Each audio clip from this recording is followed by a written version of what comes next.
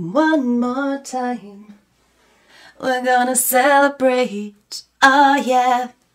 That's gonna be really embarrassing to edit. Oops. Hey makeup friends, now that we are well into the month of April, let's go back to the items that I purchased in February and I can give you an update on my thoughts on those. Let's do this.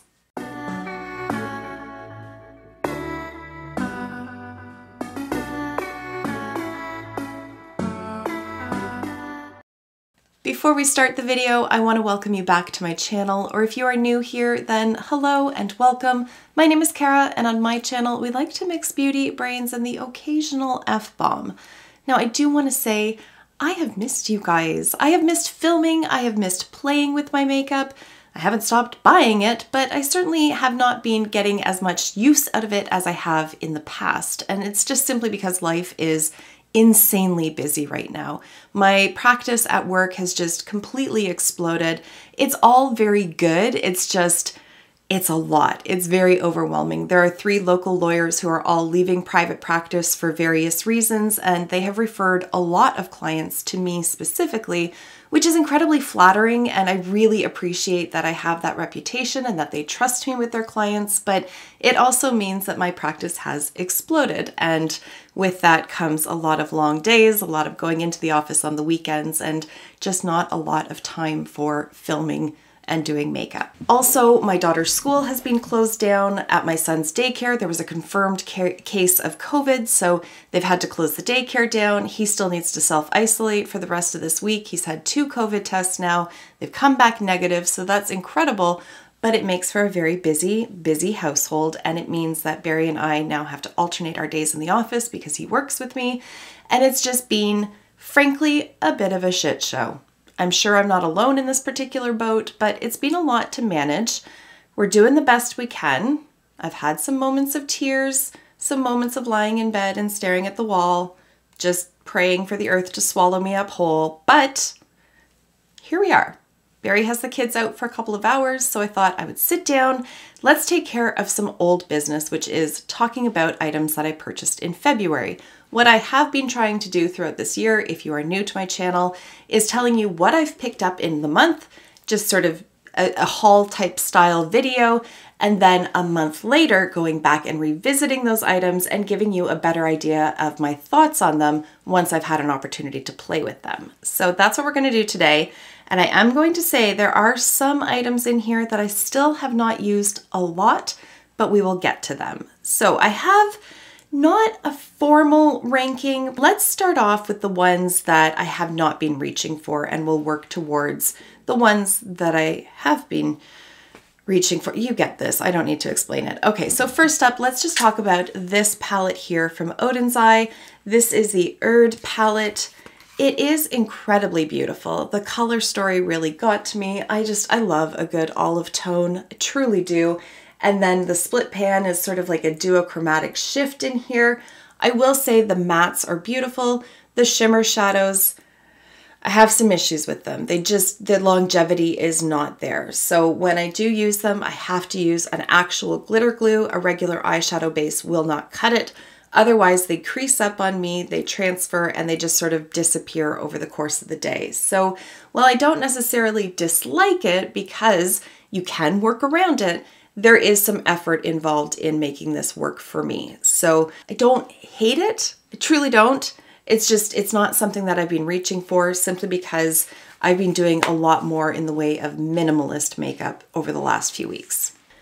Now there's another palette that I picked up, and I feel like I need to talk about all the BH palettes at one just so that there's like a cohesive grouping of them, but we'll do the same sort of idea. The one that I have been reaching for the least, moving towards the one that I keep gravitating towards, and this is the one that I gravitate towards the least. So this one is Beautiful in Barcelona. It's a very deep neutral, but on the deeper side of things, sort of color story with a couple pops of blue. Again, it's not really a performance aspect for me with this one.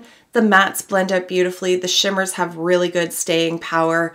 But for me, it's just the color story. It is a bit deeper than I was expecting it to be. And frankly, some of the shades like this one here and this blue shimmer up here, they kind of are very, very similar to each other. So it doesn't have as much variation in the tones as what some of their other palettes do. So certainly not a dud by any stretch. It's not difficult to work with, but overall, it's just not a color story that I've been reaching for over and over again. The next BH palette, so one that I am reaching for a little bit more than Barcelona, but still not the most, is Love in London. And it is a very, very neutral palette. Again, you've got a little bit of a pop of blue here. It frankly looks boring on the outset. I can fully admit that. And yet I find that it's a really pretty palette. These ones, these colors, I find just require a little bit more effort just to blend out the deeper shades. So again, it's not that they're difficult to work with and I have to spend a lot of time blending because they're fussy or stubborn shadows. That's not it at all. It just has to do with the colors themselves. But if you do like neutral tones, this is a beautiful palette. Those shimmers apply effortlessly, and again, they do last all day. So I really do like this palette, I just haven't been reaching for it a lot. Next up from BH is Hangin' in Hawaii, and this is one that I do find I can just grab and run with very easily. So I have been reaching for this one quite a bit. Again, you can go for the more neutral side of things. There's also some fun coral shades and some pinks. And I find that the shimmer shadows that are included in this palette really pull out those undertones in the mattes as well. I just think this is a really intelligently curated selection of shades. I think they all work very well one with the next, but it also lends itself to a more monochromatic color story if that's your thing. I really recommend this palette. I forgot that Amethyst was sitting out on my desk. I would slate this one in between Love in London and the Barcelona one. It's not one that I reach for over and over again, but again, that's just about the color story. I actually really like the color story. It's just at this particular moment in time, honestly, what I've been doing for work is going in with the new Vive eyeshadow palette or eyeshadow stick.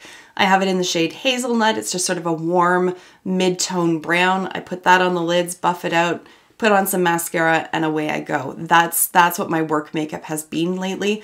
So sitting around and playing with brighter tones is just not something that I've been doing, and certainly not pressed glitters for the office. But as far as mini palettes go, this is an excellent option, and coming in at a $9 price point, you really can't go wrong. So even though I'm not using it a lot, I really have no regrets because I didn't spend a lot of money on it. Now the BH palette that I have been reaching for over and over again from these ones that I picked up in February is this one here. This is the Bff palette. It was done in collaboration with Alondra and Elsie. I'm not familiar with who they are or even really what platform they're on. However, they've killed it with this palette. So I did not have big expectations for this. I just tend to think that sometimes brand collaborations with creators, they just don't have the same quality as the regular lineup does, but this one, impeccable. The mattes, again, super pigmented and yet highly blendable. The shimmers, I can pick them up with a brush, I can apply them with my finger. I don't need to use a glitter glue and they last all day with the exact same intensity at the end of the workday as they have when I first put them on in the morning. This one has a nice balance. Again, you have those more reddish kind of tones, but those reds play really well with the neutrals that are in here, and the browns have a nice warm undertone to them. So it is very cohesive, but there's also some really fun pops of blue in here, which work out really well with these more peachy kind of mattes that are in there. And then there's a couple little pink options too. So overall, I just find that it has a really, really good color story, and I absolutely love this palette. As of the date that I'm filming this, which is April 18th, this one is on sale for 30% off. I highly, highly recommend going and picking this one up.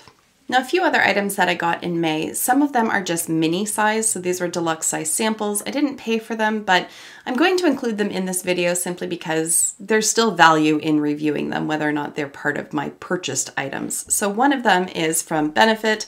This is the They're Real Magnet Mascara. I've used it a couple of times and I genuinely just don't see anything special about it. It's just kind of meh. I would not spend the money on the full size of it. It's one of those items that if it disappeared from my collection, I would not notice that it was missing. I I don't dislike it. It didn't flake on me. It didn't smudge on me. It didn't irritate my eyes, but nor did it wow me in any way. So it's just very generic run of the mill. And for me, I wouldn't spend the money on it, and I'm glad that I didn't. Another item comes from a new brand to Sephora called Say, and this guy here is the, what is this? The Star Glow Glowy Super Gel Illuminator. So by any other name, it's a liquid highlighter. And I like it, but it is very much on the subtle side. So if you do like a more subtle, toned down kind of highlight, this is the way to go. It reminds me very much of the Charlotte Tilbury Flawless Hollywood filter for a perfect skin face, whatever the fuck that thing's called. You know what I'm talking about. It reminds me of that. You could use this all over your face underneath your foundation for just a very slight glow. It does apply really nicely on top of foundation as well. But again, it doesn't have that really blingy highlight that I feel a lot of people like. I do like this for when I have like Zoom court dates and things of that sort because it is a bit more toned down, but it's just not one that I'm like, oh, I gotta remember to use that one. I love it so much. It's just kind of like there. You know what I mean? Like it's solid for what it does, but for my own personal preferences, it's not my favorite. I have another product from Say, and that is their lip gloss. This one is in the shade Chill. This isn't what I'm wearing on my lips today. I forgot to do my makeup at the beginning of the video, but on my lips is the Melrose Place lip pencil from Gerard Cosmetics, topped with Divine Rose lip gloss from Pat McGrath, and on my eyes is the Teddy Bear palette from Too Faced. There we go. Regardless, I really like this lip gloss. It has good pigmentation to it. It smells a bit like brown sugar. It's an interesting smell. Not off-putting, but different than the normal like buttercream kind of thing. Has good pigmentation to it. Fairly good lasting power for being a gloss. It doesn't get sticky. It doesn't gum up in the corners of my mouth. It doesn't feather. It doesn't do any of that like stuff that glosses can sometimes do. So in terms of gloss options, solid option.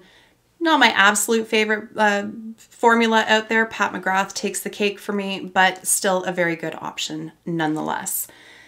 And then I have a liner slash lash glue hybrid. This one is from Lily Lashes and it's called the Power Liner. I have talked about this in previous videos. It looks like a regular liquid liner, except that the line is a little bit sticky and you can apply your lashes directly to the liner. So I kind of love that. I don't wear lashes very often. I almost never wear them to the office. I did once just to test this out. They stuck on there all day, no problems whatsoever. The line stayed crisp and clear. There was no smudging or anything of that sort. It didn't flake off, and nor did it stay so sticky that like when I opened my eyes, they kind of stuck and then pulled down. You know how sometimes that happens? None of that. It's an excellent little hybrid product. I think it works really, really well. I would use it more if I wore lashes more, but I think it just makes applying lash glue so easy. And it's actually a solid liner as well. So it works really well in both categories. Now, just as I had a bunch of Bff Cosmetics products, I also have a bunch of LYS products. I did do a dedicated review video on that, so I don't really want to spend an awful lot of time here going through them, but I do have some that I can share. I did return 2 items though. I returned the primer and I returned the foundation. The foundation and I do not get along. I could not apply that foundation to save my life. And the primer itself was very, very sticky. That stickiness did dissipate if you let it dry down, but frankly, when I'm getting ready for work in the morning, I don't want to deal with finicky products and I don't want to apply a primer and have to sit and wait 5 minutes while it dries down so that I can then hopefully maybe manipulate the foundation into applying on top of it. I don't want to deal with that. So I sent those 2 products back, but I did keep 4. So one of those is the setting powder. There's what it looks like in the pan. It's just a nice translucent setting powder. I really don't know what to say about it. I mean, it's totally functional. It's not an exciting product. Setting powders rarely are. It doesn't add like a weird cast to my skin or anything of that sort. So that's why I'm gonna call it functional. If you're in the market for one and you want to try something from LYS, I don't think you'll be disappointed with this, but nor is it anything that it can be like, oh, you put it on and it transforms your face like a filter. It doesn't do that. It just sets your makeup. So there we go. All right, I also kept the bronzer. This one I have in the shade Motivate, which is the lightest option, and I really like it. I think the undertone is perfect for my undertone. It's not too warm, it's not too cool. It's just a nice bronzer. It adds a nice amount of like healthy looking glow to my skin, although it is a matte bronzer, so it's not like reflective in any way. It just has that nice, like, you look sun-kissed after you use it, and that's kind of the point. So I really do like the bronzer as well. Rounding out the triangular packaging, I also kept the cream blush, and this one I have in the shade Self Love. And this blush is fantastic. They are, as far as I'm aware, still all sold out on the Sephora Canada website at any rate, but there's good reason for that. These blushes are amazing. I suggest, especially if you have like my kind of complexion, go in with your finger, dot it where you want it, and then blend it out with a brush. If you stipple your brush in here and then apply, hold on to your butt because you're going to get a lot of product. This thing packs a punch. And I like that. I like that it's buildable and you can get like full intensity, because what that suggests to me then is that a whole range of skin tones can wear these products. And obviously that's fantastic. And that's sort of the mission behind LYS, is to be inclusive. And I think they've especially nailed that with their cream blushes. In terms of the actual formula, I have no issues blending this out. And again, the longevity throughout the day is there. There is a peachier option that I'm very much interested in picking up once they restock. I love, love the cream blushes. And then finally from LYS is this guy here. This is the Speak Love Glossy Lip Treatment Oil.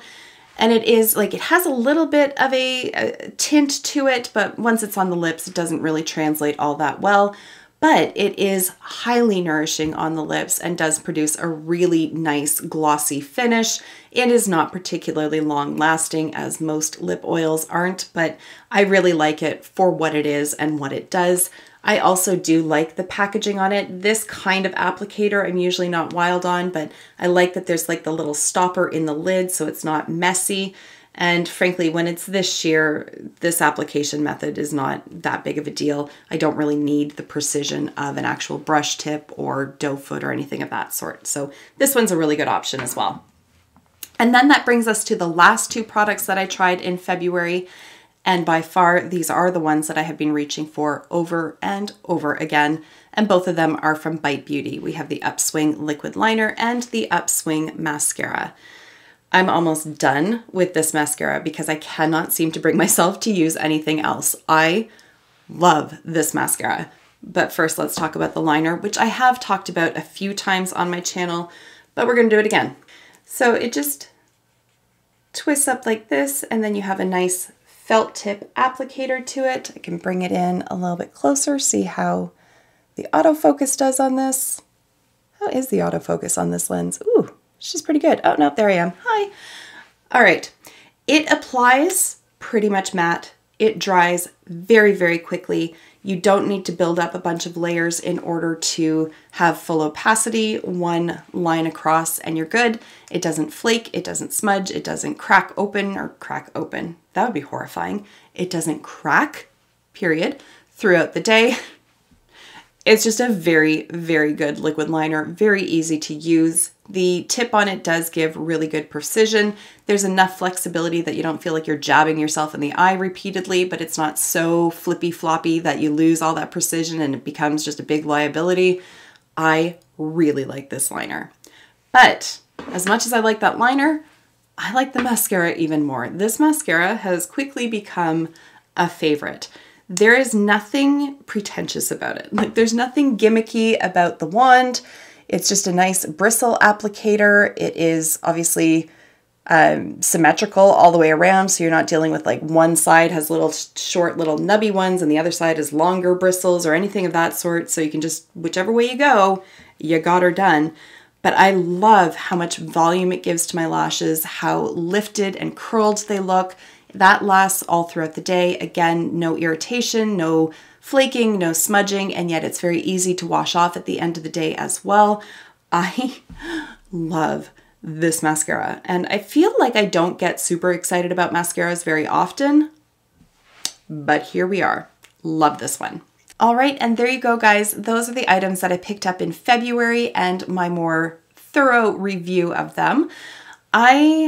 For March, have not done my haul yet, and that's because I bought all the things in March. I bought them all. Everything. I have them sitting in a basket right beside me. I'll just quickly do one of these. Like, there's a lot in there, a lot. So, so I need to do a haul at some point, and I will do that. And then I don't know how in the hell I'm going to review all these things for you guys. Suffice it to say, my beauty budget in March, blown to smithereens, absolutely blown to smithereens. But that is going to be a conversation for another video. For now, I'm going to wrap this one up here. Thank you so much for taking the time to watch, and I will see you in my next one. Until then, just be a decent human being. Bye for now.